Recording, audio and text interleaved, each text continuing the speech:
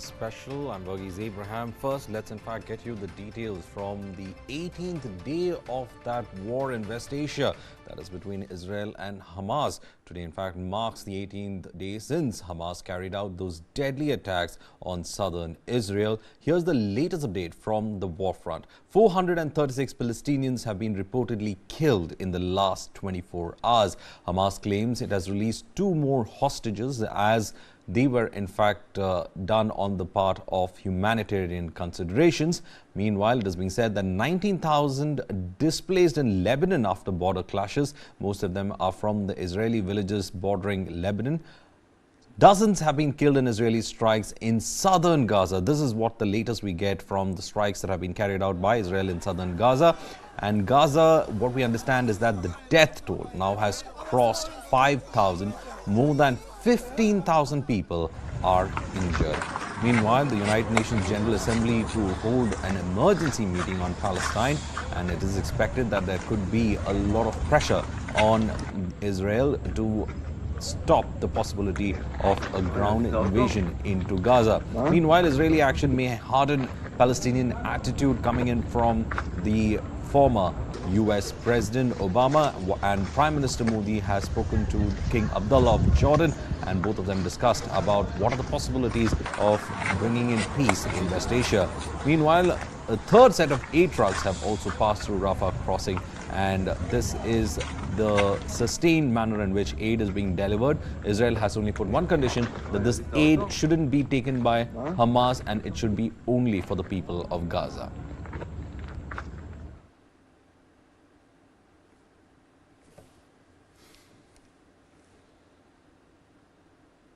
Meanwhile, Palestinian terrorist group Hamas has claimed to have freed 2 more female hostages who were abducted from Israel on October 7th.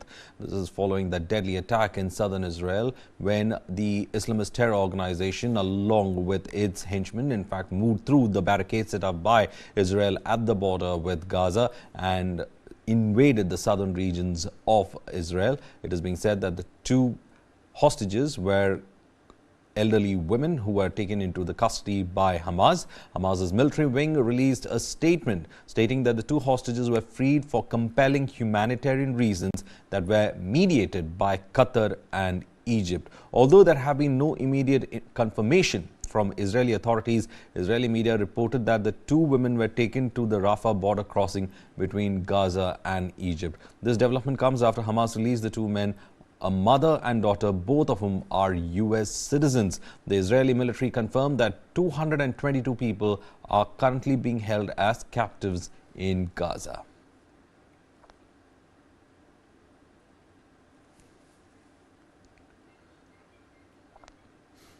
Meanwhile, an Israeli military helicopter has landed in Tel Aviv in the early hours of October 24th, where it is being said that they were carrying 2 Israeli women who had just been freed by Hamas, and these are reports coming in from the Newswire agencies. In fact, the Newswire agency said that it showed the helicopter landing on the rooftop of the Iqlab hospital with soldiers carrying the women on stretchers to the medical facility.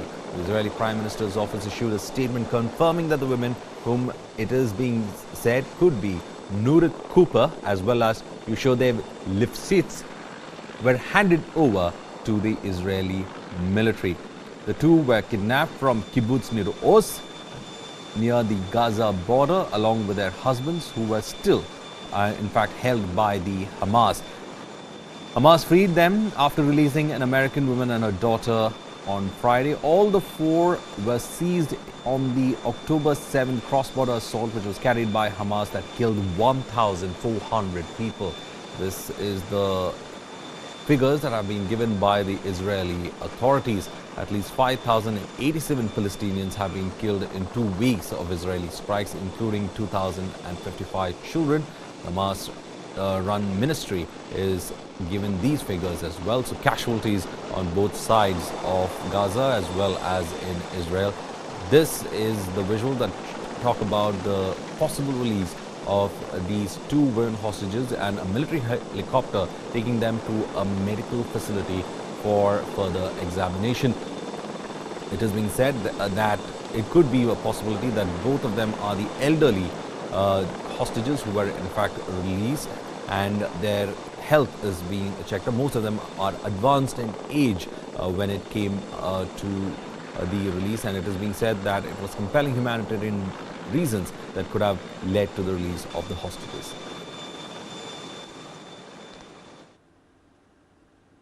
Meanwhile, Israel has conducted limited overnight raids against Palestinian militants in Gaza and launched airstrikes on fighters who it said were assembling to repulse any wider Israeli invasion. The Palestinian terrorist group Hamas said its fighters had hit back by engaging armored Israeli force in southern Gaza and launched 2 drones at military posts, which Israel said were thwarted.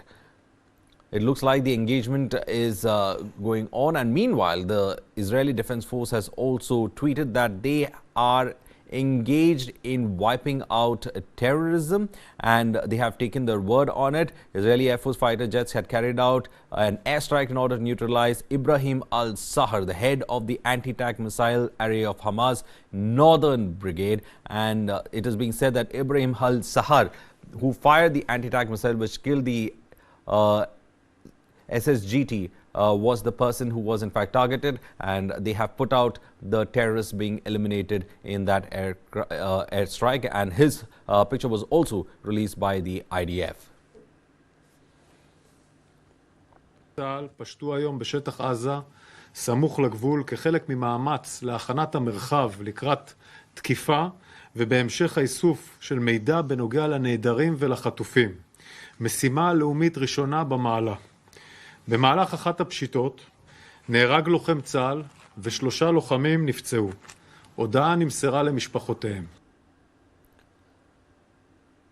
Well, right now what we understand is that cryptocurrencies are what is playing a role in terrorist financing, and funding of terrorist groups has come under renewed scrutiny following a deadly attack in Israel. What we understand is that Hamas has been using cryptocurrency as a mode of trying to ensure that their funding is taken care of. Hamas has been funded by several organizations and countries as well. So as of now, this is a crucial story that we are tracking at the moment. Meanwhile, Israel continued to pummel targets in Gaza as well as Hamas supporters in Lebanon and Syria. Medical sources in Gaza said more than 200 Palestinians were killed in Israeli airstrikes, and in Gaza's Khan Yunis, there was funerals that were being carried out of families that were killed in the airstrikes. Let's listen in further.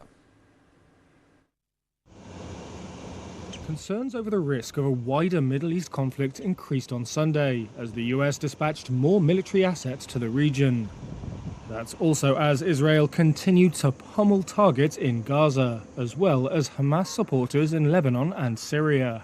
Medical sources in Gaza said more than 200 Palestinians were killed in Israeli airstrikes overnight.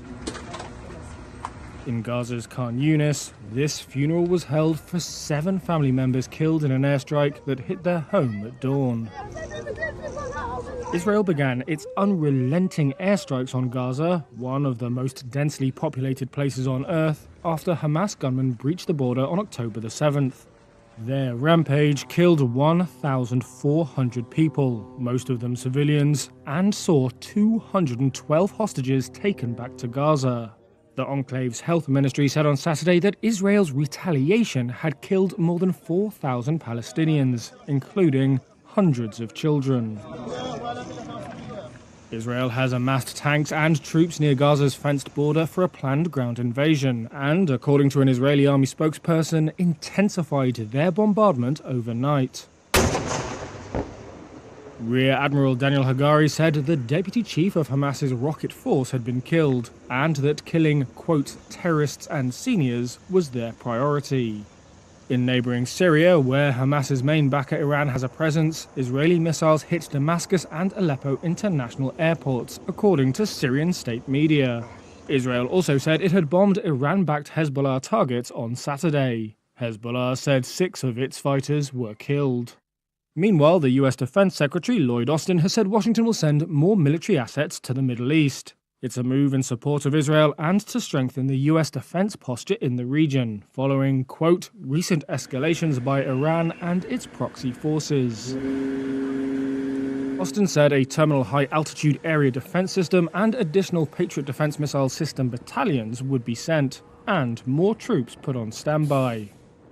The US has already deployed significant naval power to the Middle East in recent weeks.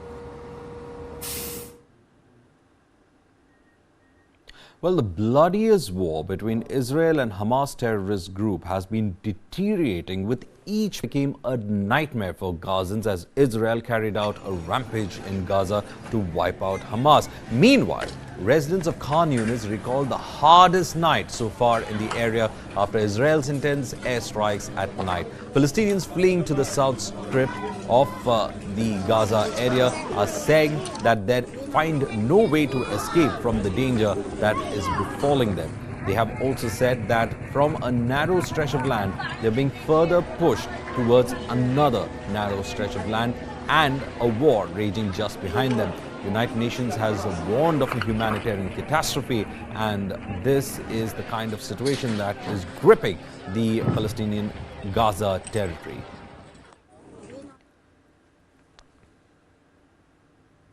Meanwhile, Palestinian medics have pulled young survivors from under the rubble of buildings that were hit by Israeli airstrikes. This happened at northern Gaza's Jabalia refugee camp. Many of them have been saying that it's been a very difficult situation, especially trying to pull out children and teenagers from underneath the rubble of the buildings that have been completely destroyed.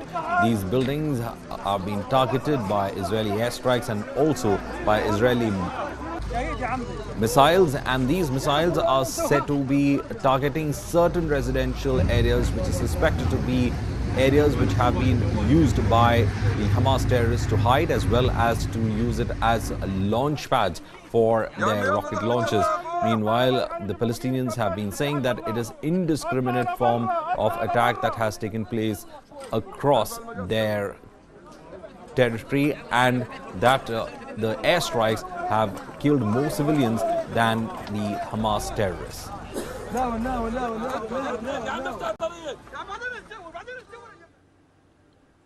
Meanwhile, doctors at Gaza's neonatal intensive care unit are scrambling to find fuel and basic medicines for their tiny patients who could die within minutes if their incubators lose power in the Palestinian enclave under Israeli siege. Now, one of the spokesperson for the Gaza Health Ministry, Ashraf Al-Qidra, has said that there were 130 newborn babies in electric incubators across the Gaza Strip. And he has in fact said that it is a dangerous situation if power fails when it comes to these children who require critical care when it comes to their neonatal issues. As of now, some of these hospitals have been able to salvage fuel to keep the generators running, but there is fear that this could become a potential disaster if the need for power and electricity is not taken care of in the coming days.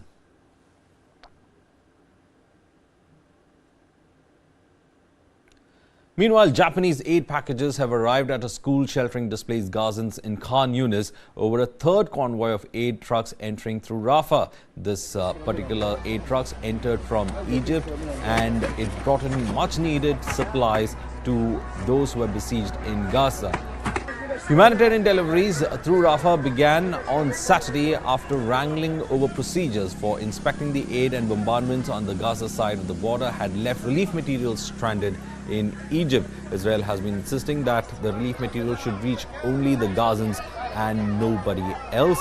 It said that it worried about these aid falling into the hands of Hamas, and that only the Red Crescent organization should be responsible for the aid being delivered and also distributed in the Gazan region.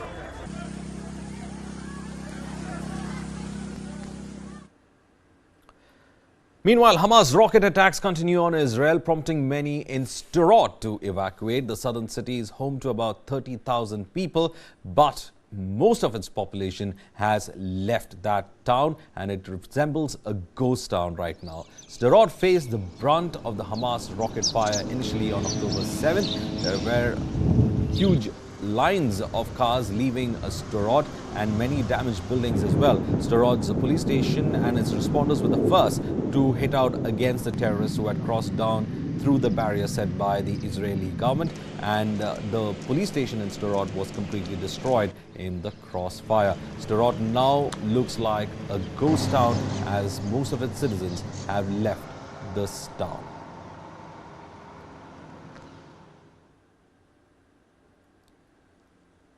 Meanwhile, families plead with Israeli president for safe and immediate return of hostages that have been held by Hamas. Over 200 hostages have been taken by Hamas. Backroom negotiations have been going on for the release of the hostages. Egypt and Qatar are also involved in the negotiations for the release of these hostages. There have been several instances where some of these hostages are actually citizens of other countries as well. There were German citizens as well as US nationals who have been taken by the Hamas, and negotiations are happening on that front.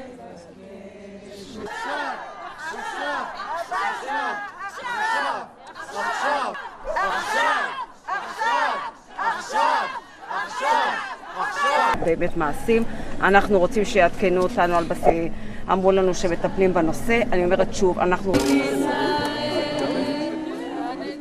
Most of them have in fact pleaded with the Israeli president, asking them for the state to use its powers to ensure that they do have some kind of negotiations with the Hamas to release the hostages. 212 hostages is what is the number pegged by the Israeli government, saying is being held by the Hamas. Meanwhile, 4 hostages have been released so far. 2 of them are US nationals and the other 2 are said to be Israeli nationals as well. There are attempts to free the other hostages who are being held by various groups belonging to the Hamas. And right now, the families of the hostages have tried to use or plead to the political officers of Israel to carry on with the negotiation.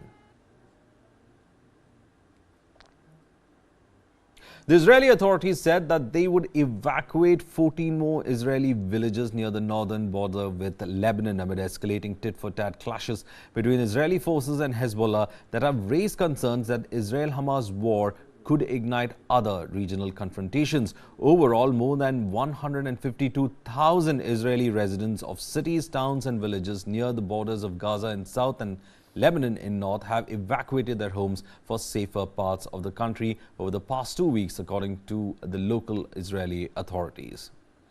Meanwhile, over the past day, the IDF has struck over 320 military targets in the Gaza Strip.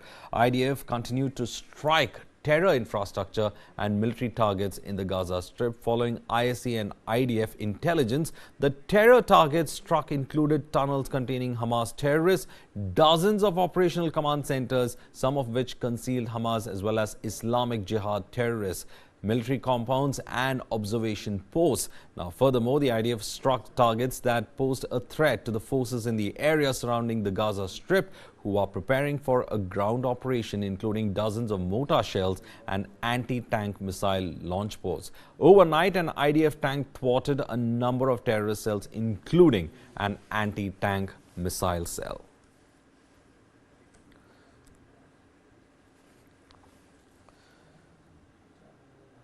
News9 has been reporting from the ground as the war progresses, and from the front lines, my colleague Manish Jha reports from Tel Aviv. Take a look at what is the situation in what is considered to be Israel's functioning capital.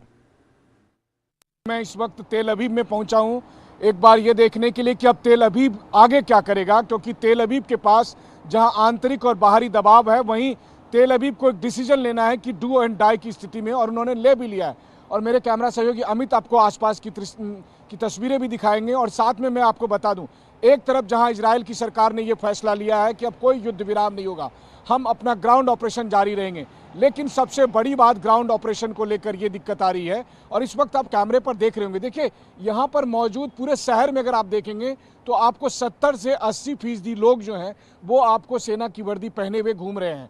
यानी पूरे शहर को ही, या कहें तो पूरे देश को ही सेना में तब्दील कर दिया गया है, ये हालत है यहाँ पर। लेकिन इन सब को इंतजार है ग्राउंड ऑपरेशन का। सवाल यह है कि ग्राउंड ऑपरेशन कब शुरू होगा।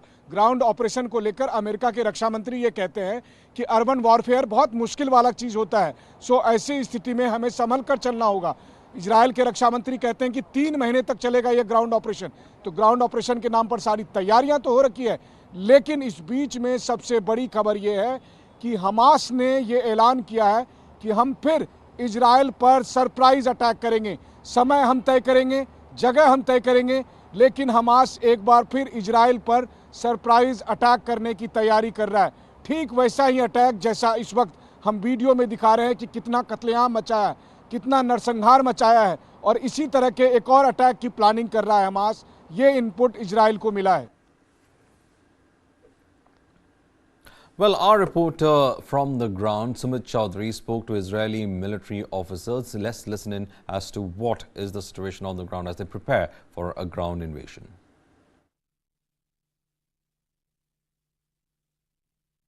We have with us Richard Hectic, and if I ask you, Richard, we have seen so many multiple things. We have seen the strategies which you have been developing. What is the situation right now? The situation right now is that we are preparing for the future stages of this war. They unleashed this war on us. You saw it today. You saw the visuals. You understand why we are doing this. It's going to take a long time, and we're going to do it when the operational conditions are ready. We're striking Hamas targets from the air. We've asked the populations in the north of Gaza to move south. We've created a humanitarian zone in the south. And we're going after Hamas based on intelligence from the air. And Richard, we have been looking at the multiple fronts have also opened, not only the Gaza. Hezbollah is also doing the same thing. We have seen multiple terrorist organizations are coming together against it. How do the idea of strategizing all those things? So we've also ramped up our defenses in the north, but again our focus is on the Gaza. What we're saying now to the Lebanese government and Hezbollah, do not sacrifice your future for the Hamas. If you come into this, the consequences will be very grave for them. One thing more, I've been seeing multiple things. You have described us everything, the atrocities, everything you have described. Do you think that these terrorist organizations will come together, multiple terrorist organizations will come together and do something big against Israel? We're looking at it. Yes, there's potential. We know they cooperate. Jihad cooperates with Hamas, Hezbollah. They're all talking to each other. We know this. But again, we are now focused, as I said before, on Hamas right now. They did this, and we are taking care and we're responding to Hezbollah's activity in the north. We have been also hearing that the IDF is slow down their operations in Gaza. Is there anything on this, or we have not slowed down anything? We are striking Hamas targets in Gaza, and we are planning our future stages. And we can see all these things similar in the northern borders as well if something happens? Well, northern borders is a different phenomena. Right now we're focusing on Gaza. Anything new which you have added on in your operations? No, well, again, it's north and south. You're seeing it. You're seeing also the American presence, which is theirs in the Med and also in the Red Sea. You saw that event from Yemen. It's challenging times, but we will overcome. Now, fears from world powers that the conflict between Israel and Islamist terrorists in Gaza will spill into other countries may be turning into a reality. The United Nations says fighting between Israeli forces and Hezbollah on the Lebanese border is displacing massive number of people. Here's a report. These are fires blazing on the border between Israel and Lebanon over the weekend, the result of fighting between Israeli forces and Hezbollah. As the war between Israel and Islamist militants in Gaza continues, fears are growing that the conflict will spill over into other countries. The United Nations reported on Monday that almost 20,000 people have now been forced from their homes in Lebanon, most of them to escape the border fighting. The UN's International Organization for Migration says they started tracking the displacement on October 8th. A day after the devastating Hamas attacks on Israeli communities. Hezbollah is supporting Hamas in the war. Reuters recently found this woman in a school converted into a temporary shelter near the border. She's saying she couldn't find another place to stay. Even UN peacekeepers wouldn't take them in. She was in the middle of cooking when she fled, and her neighbor's house was destroyed. Israeli communities on the border have also been evacuating, with dozens of towns and villages ordered by the government to clear out. Hezbollah hasn't fully committed its forces to the war, and it's not clear if or when it may do so. As of Monday, it's reported to have lost over 24 fighters since October 7th. Israeli Prime Minister Benjamin Netanyahu has warned that if Hezbollah did open up a second front to the conflict, that it would bring unimaginable devastation to Lebanon. My colleague Manish Jha was at the Lebanese border. He gets the latest on what's happening on that front. Let's listen in. Right now, I am at Israel-Lebanon border, and this place is known as Kiryat Simona. This is one of the 42 places where the Israeli government has asked to vacate it. To all the civilians who are staying here, who are living here, they have been asked to vacate it and go to some secure place because the Hezbollah is continuously attacking on these area.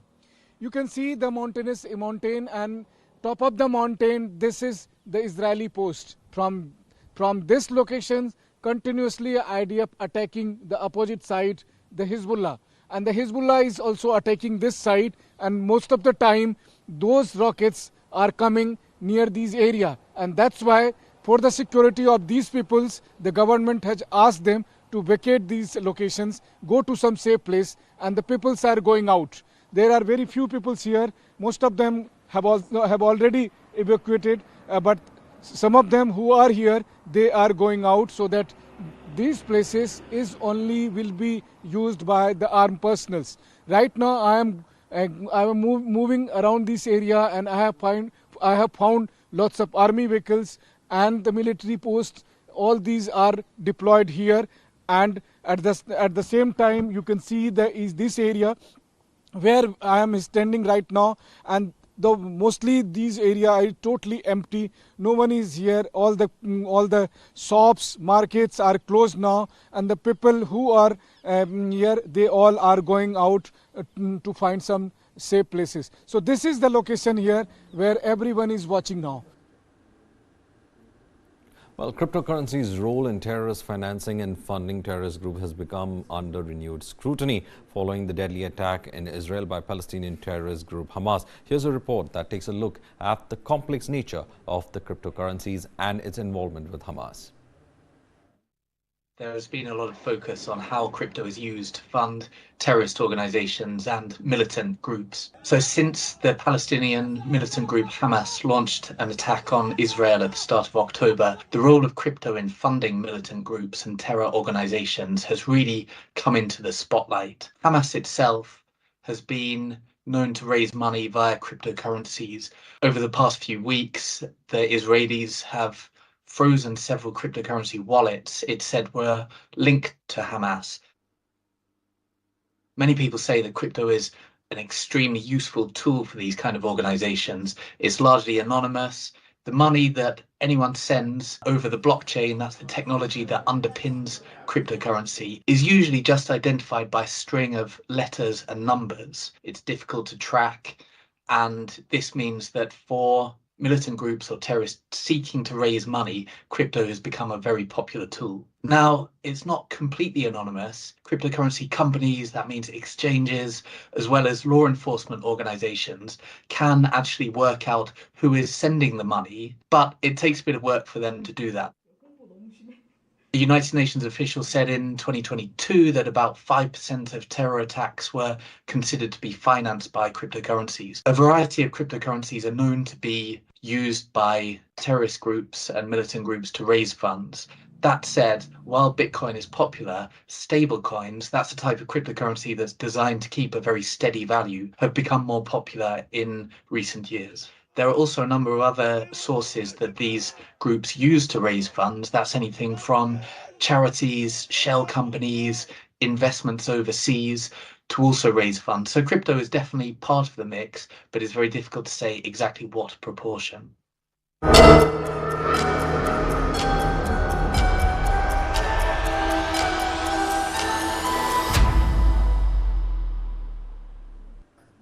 Well, the air quality in Delhi-NCR continues to deteriorate. In the latest, what we understand is that the IMD scientist has said that the AQI levels in the national capital will remain poor or to very poor category till October 26th. However, after the implementation of the Graded Response Action Plan, a slight improvement might be seen in AQI levels, as on Tuesday morning, the AQI level has been recorded over 300 in many places. The overall air quality in the national capital morning of Monday was recorded in the very poor category, with the AQI at 306 against 302, which was recorded on Sunday afternoon.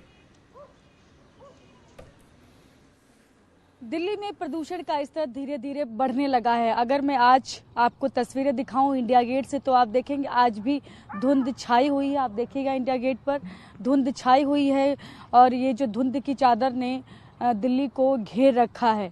देखेंगे आप हर तरफ इसी तरह की धुंध, वो चाहे Delhi NCR सभी जगहों पर है। अगर मैं आज की तापमान की बात करूँ, तापमान भी लगभग 16-17 डिग्री सेल्सियस न्यूनतम तापमान हो चुका है और वहीं दूसरी तरफ प्रदूषण भी बढ़ता जा रहा है।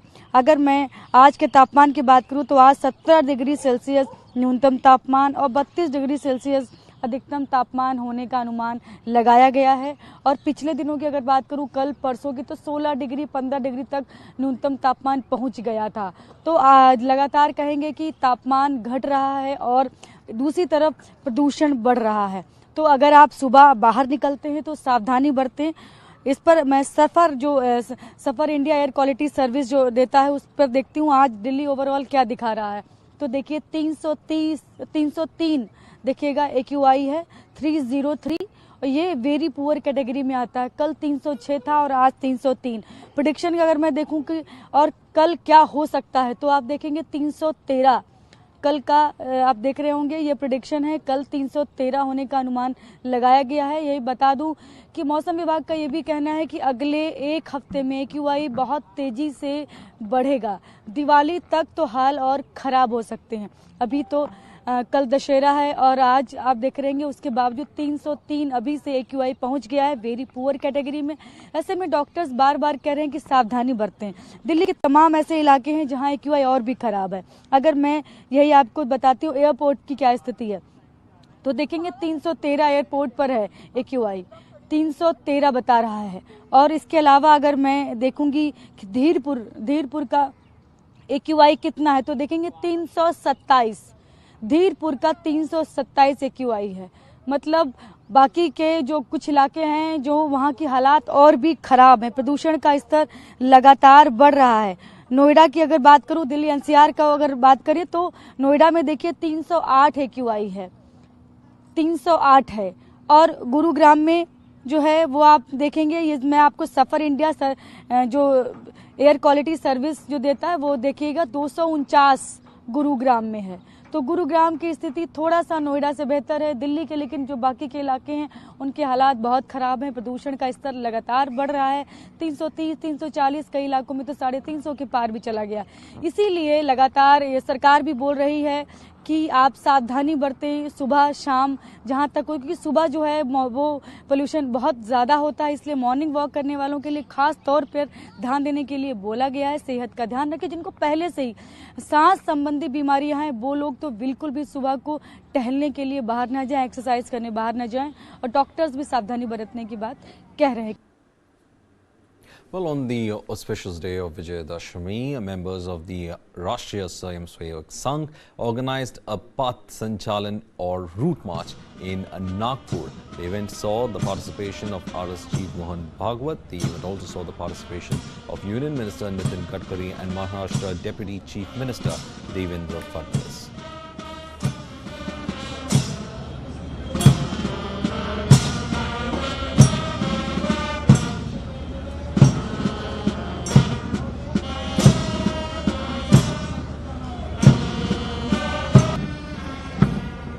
पूजा दंड एक दो अर्थ वृत प्रचल.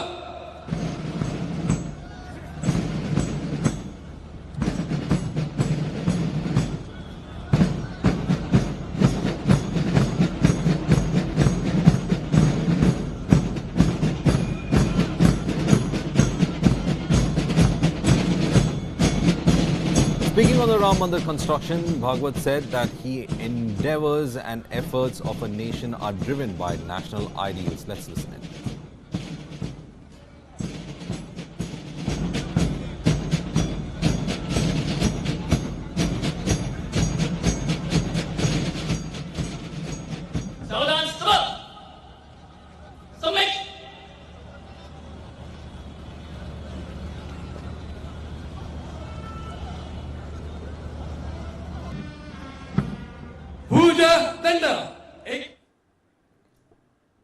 Well, those were celebrations that was taking place at Nagpur. Meanwhile, let's move on. At least 20 people were killed and several others injured when a freight train hit a passenger train in Bangladesh's northeastern Kishoreganj district. The accident took place when the freight train headed towards Chattogram hit the rear coaches of the Dhaka-bound Agrasindur-Guduli Express around 3:30 p.m. in Bhairab area of Kishoreganj district, some 60 kilometers from the capital of Dhaka.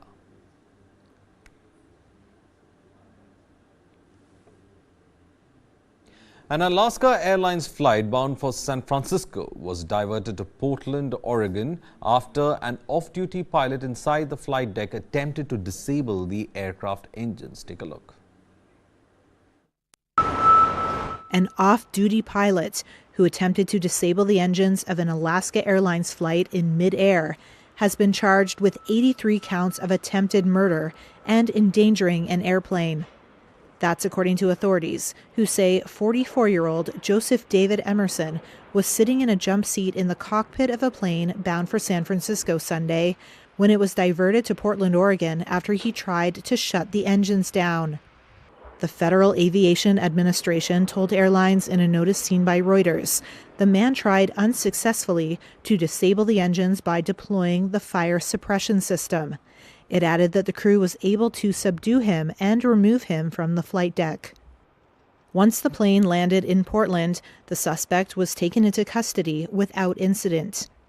An FAA pilot database shows Emerson is listed as a certified pilot who received a medical clearance last month.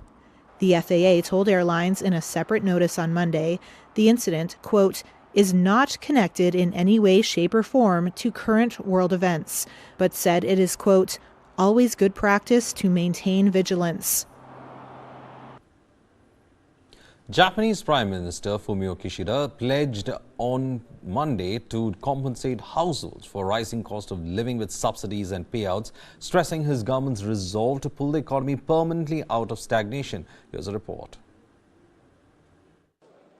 Japan's Prime Minister is promising to soften the blow from rising prices.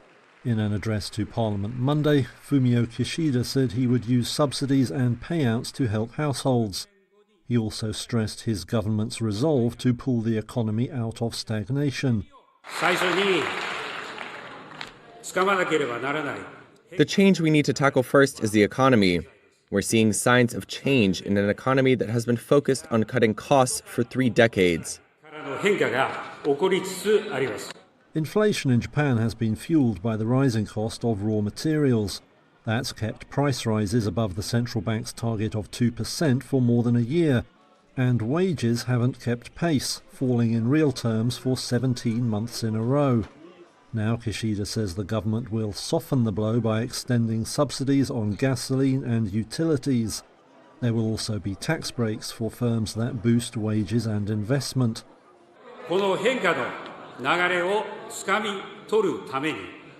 To ensure this change takes hold, we must achieve sustained structural wage increases.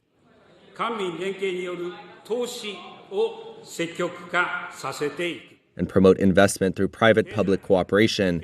Economy, economy, economy. I'm putting the highest priority on the economy.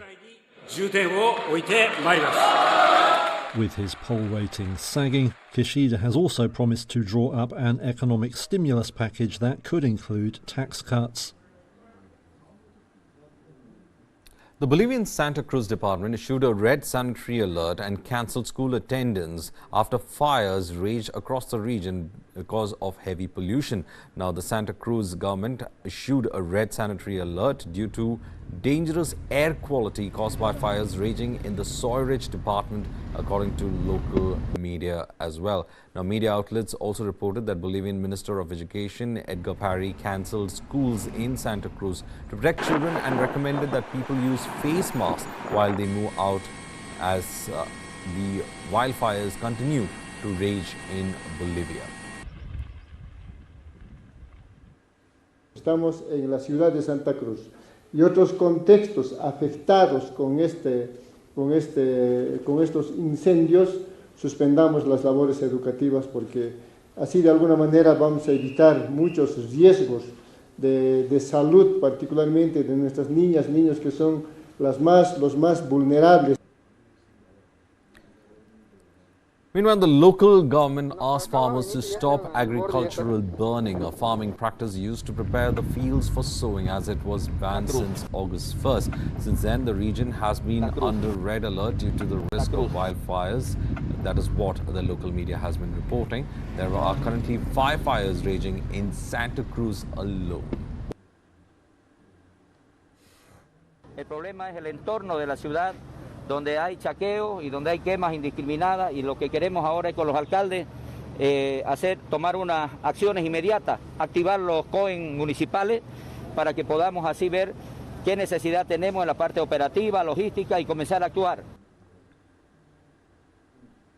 16-year-old Armita Geravan, who fell into a coma earlier this month following an alleged encounter with officers over violating the country's hijab law, which is Iran's most dreaded law as of now, is said to be brain dead. Iranian state media reported on the issue. Let's listen in. Iranian state media on Sunday reported a teenage girl is brain dead after an alleged encounter with officers earlier this month over violating the country's hijab law.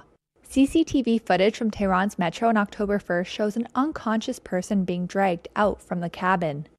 Iran has denied that 16-year-old Armita Geravan was hurt after a confrontation with officers enforcing the mandatory Islamic dress code. Rights groups have been concerned that Geravan might face the same fate as Mahsa Amini, whose death last September in the custody of morality police sparked nationwide anti-government protests. 2 journalists were handed long prison sentences on Sunday by an Iranian revolutionary court over their coverage of Amini's death, according to state media. Nilufar Hamidi and Elaha Mohammadi were sentenced to 13 and 12 years in prison, respectively. Their charges included collaboration with the U.S. government and acting against national security. Lawyers for the 2 journalists have rejected the charges. Russian-American journalist Alsu Kurmasheva had her detention extended by 72 hours on Friday in a case where she is accused of violating Russia's law on foreign agents. Rachel Judith has more on this. Detained Russian-American journalist Alsu Kurmasheva has had her custody extended by 72 hours. The Radio Free Europe, Radio Liberty journalist has been accused of violating Russia's law on foreign agents. The Prague-based journalist was detained and had her passport seized at the airport in June. She had entered Russia in May for a family emergency.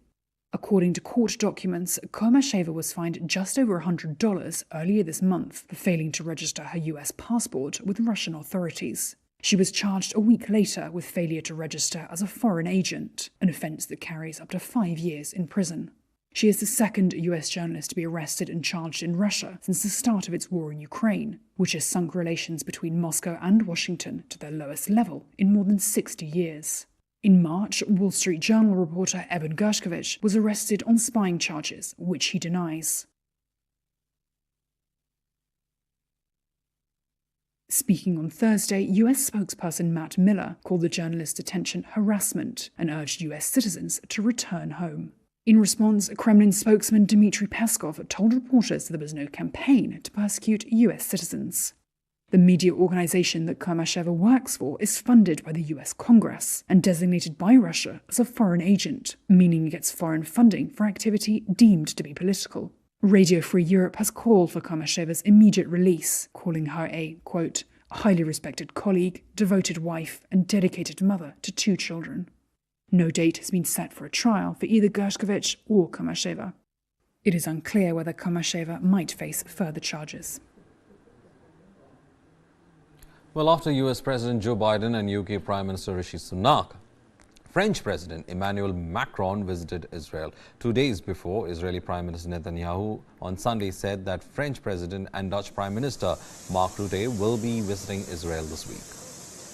The French have also given their support to Israel and its fight to defend its territories. The French President is going to hold meetings with the top Israeli leadership as well. The European countries have been speaking with the Israeli leadership, and Netanyahu has been briefing them on the October 7th attack.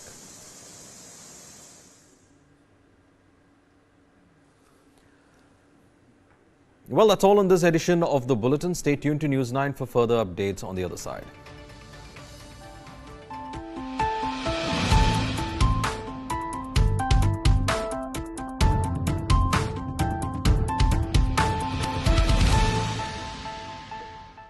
With all this gear, you must be wondering if I'm climbing a mountain. Well, let me give you a wider look of this place. This is Asia's largest mountain of shame. A mountain of waste, almost the height of the Qutub Minar.